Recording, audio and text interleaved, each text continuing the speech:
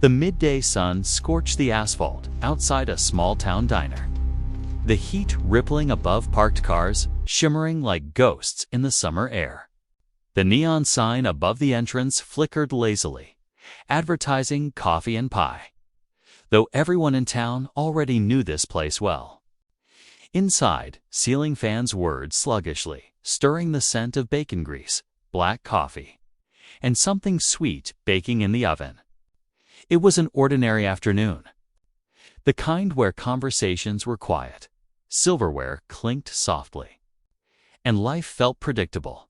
And then Marissa Kane pushed open the door.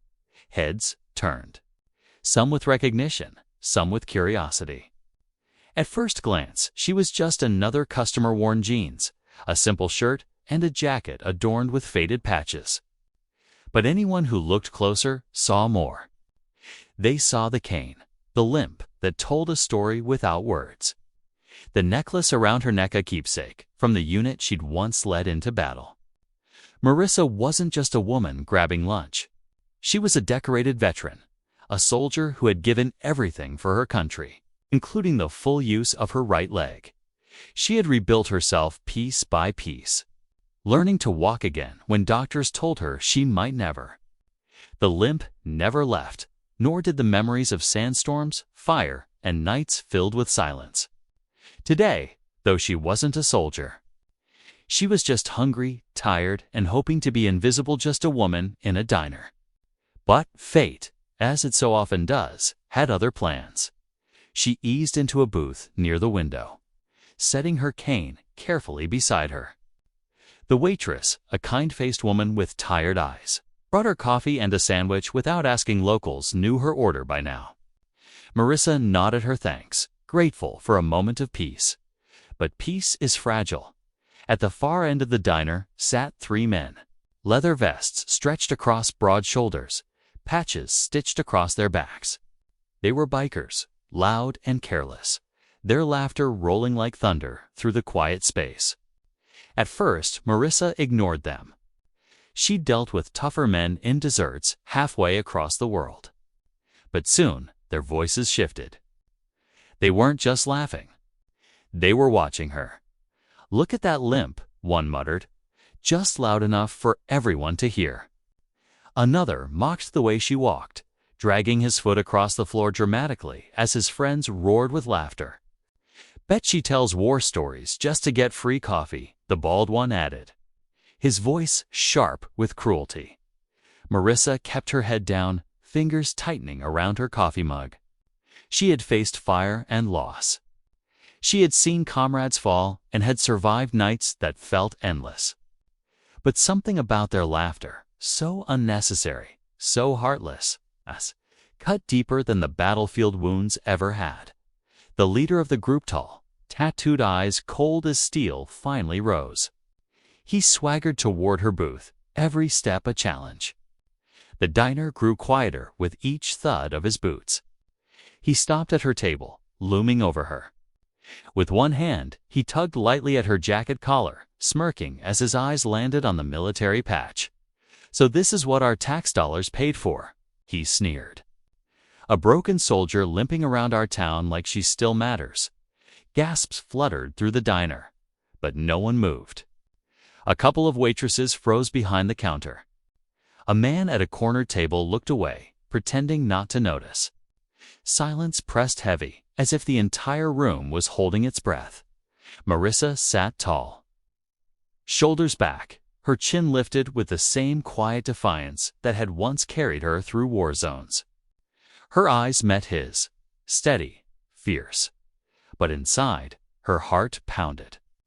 She hated that after everything she had endured. Here she was mocked, belittled, and alone. The biker's smirk widened. He shoved her shoulder lightly, just enough to make her stumble sideways against the booth. His friends at the back howled with laughter, pounding the table as if it were the greatest show they'd ever seen. And then came the sound, engines, low at first, then louder, building like a storm rolling over the horizon. The floorboards seemed to vibrate with it. Outside, through the dusty diner windows, headlights appeared one, then another, then a whole convoy of motorcycles and trucks pulling into the lot. Dust rose in the blazing sun as engines cut, leaving a heavy silence in their wake. The waitresses whispered. The bikers stiffened. Customers craned their necks toward the window. It wasn't just any group. It was a unit of retired Navy SEALs, men who had once served together, brothers forged in the crucible of war. They were in town for a reunion, but when they looked through the glass and saw what was happening inside, their reunion took a back seat. The diner doors swung open, the small bell jingling almost comically against the weight of what entered. Ethan Cross led the way, broad-shouldered, weathered by years of service, his gaze sharp enough to cut through the smoke of a battlefield.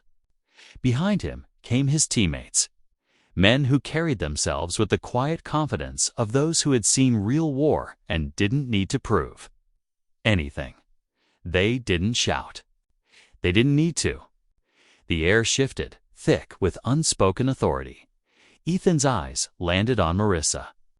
In an instant, recognition flickered. He saw not just a woman, but a fellow veteran.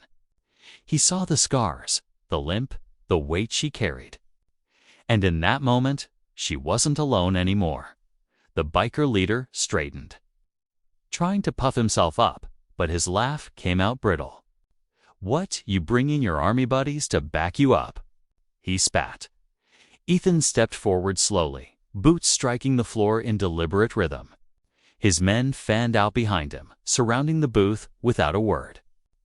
The diner had never been so quiet.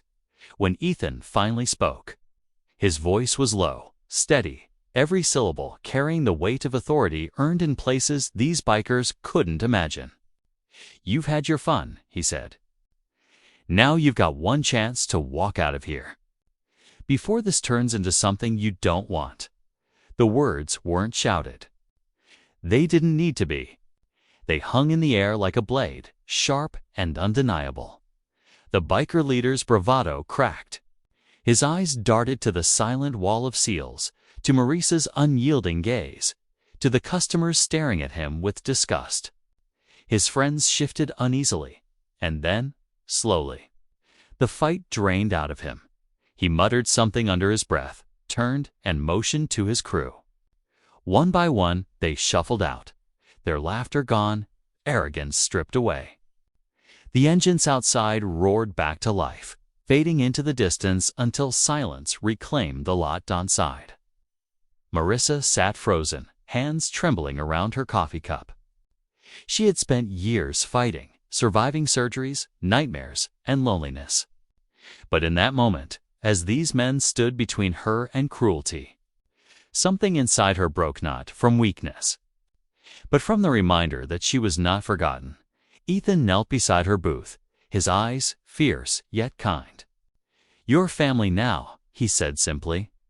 The SEALs didn't leave her side until she finished her meal, their quiet presence a shield against every shadow in the room.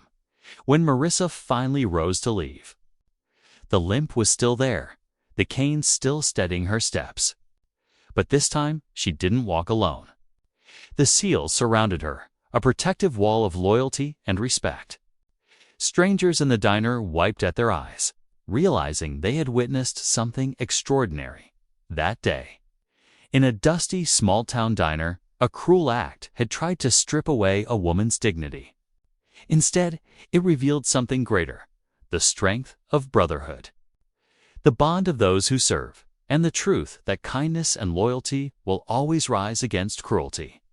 And sometimes, when you least expect it, heroes walk through the door,